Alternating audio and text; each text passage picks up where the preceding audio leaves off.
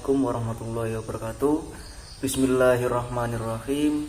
Alhamdulillahirabbil alamin. Assalatu wassalamu ala asyrofil anbiya wal mursalin sayyidina wa maulana Muhammadin wa ala alihi wa sahbihi ajmain. Amma ba'du. Yang terhormat Bapak Muhammad Zainul Muttaqin selaku dosen pengampu mata kuliah Qawaidul Fiqhiyah, dan tak lupa teman-teman sekalian yang saya cintai. Pertama-tama marilah kita panjatkan puji syukur kehadirat Allah Subhanahu wa taala yang telah memberikan rahmat dan hidayahnya kepada kita semua sehingga kita dapat melaksanakan kegiatan perkuliahan pada hari ini tanpa ada suatu halangan apapun. Yang kedua, salawat serta salam semoga tetap tercurahkan kehadirat Nabi Muhammad SAW yang telah membimbing kita dari zaman kegelapan menuju zaman yang terang benderang, yaitu ad-dinul Islam. Kemudian pada hari ini izinkan kami, yaitu kelompok 1 yang beranggotakan Fitri Habibatul Ummah, Andris Rahmatullah, dan Prista Nur Aziza untuk mempresentasikan hasil kerja dari kelompok kami. Kaidah fikih adalah kaidah atau dasar-dasar penyelesaian suatu hukum terhadap hukum-hukum baru yang muncul yang belum ada penyelesaiannya di dalam nas. 3 fase perkembangan kaidah fikih.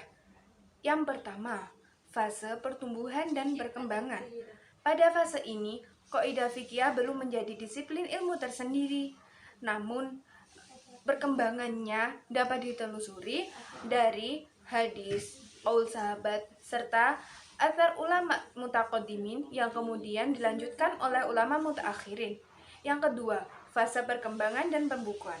Setelah melalui fase pertumbuhan dan perkembangan, dalam fase perkembangan ini, kaidah fikih menjadi disiplin ilmu tersendiri dan dilakukanlah pembukuan oleh beberapa ulama fikih sehingga menjadi fase keemasan dalam sejarah kaidah fikih.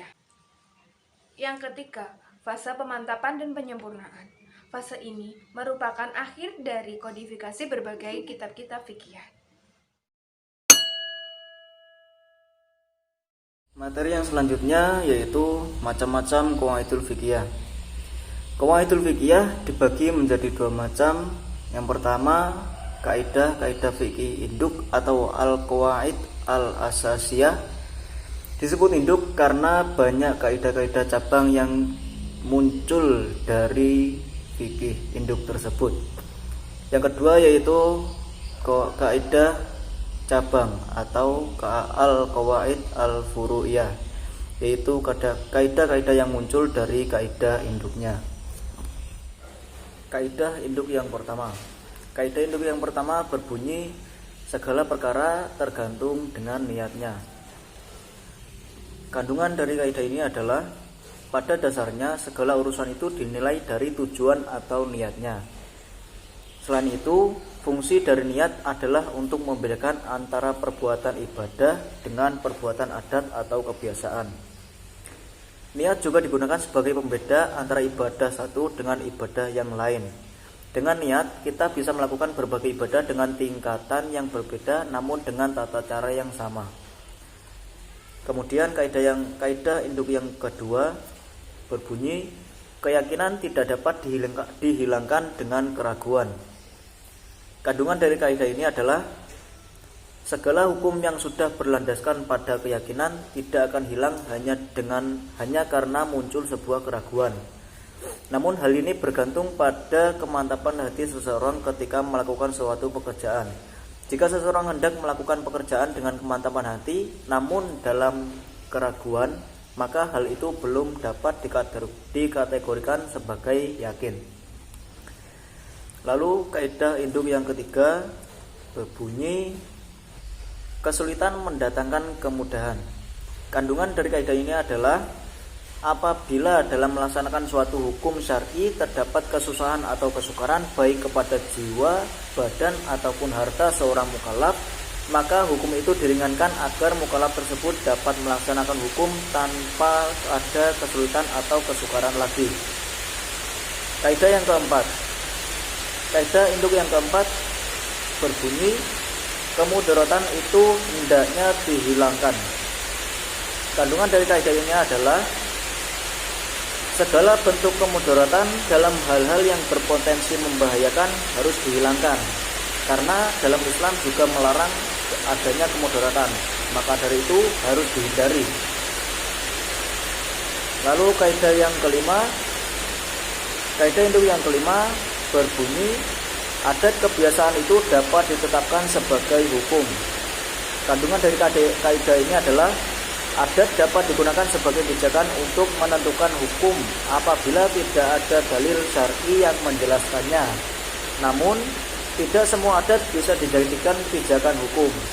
Adat dan kebiasaan hanya dapat digunakan sebagai pijakan hukum apabila tidak bertentangan dengan syariat, tidak menimbulkan kemadharatan, dan telah berlaku pada umumnya orang muslim. Selain itu, adat tidak berlaku pada ibadah mahdhah.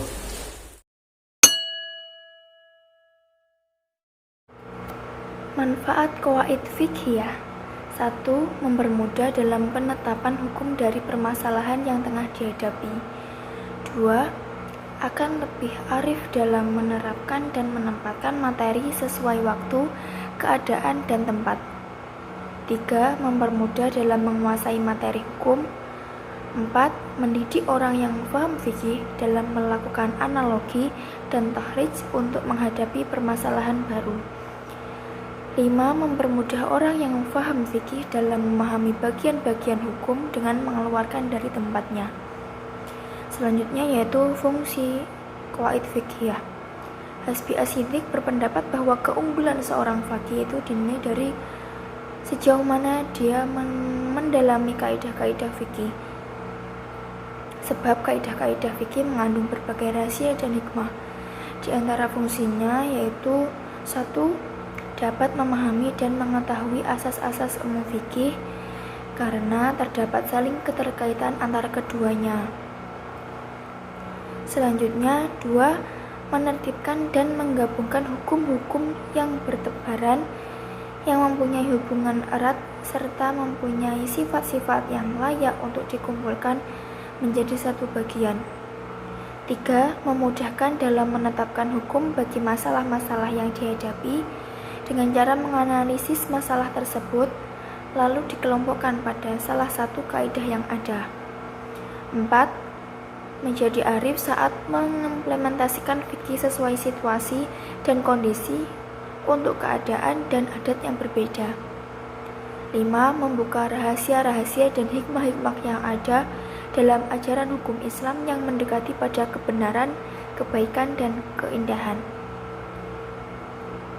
6. Untuk menyatakan hukum-hukum juz'i yang ilatnya sama padahal hukumnya berbeda adalah jenis ilat dan sejenis dalam maslahat.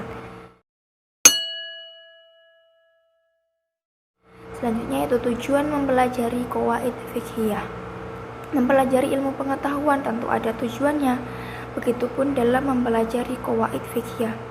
Adapun tujuan mempelajarinya yaitu agar dapat mengetahui prinsip-prinsip umum fikih serta mengetahui pokok masalah yang bersangkutan dengan fikih, kemudian sampai pada titik temu permasalahan fikih tersebut.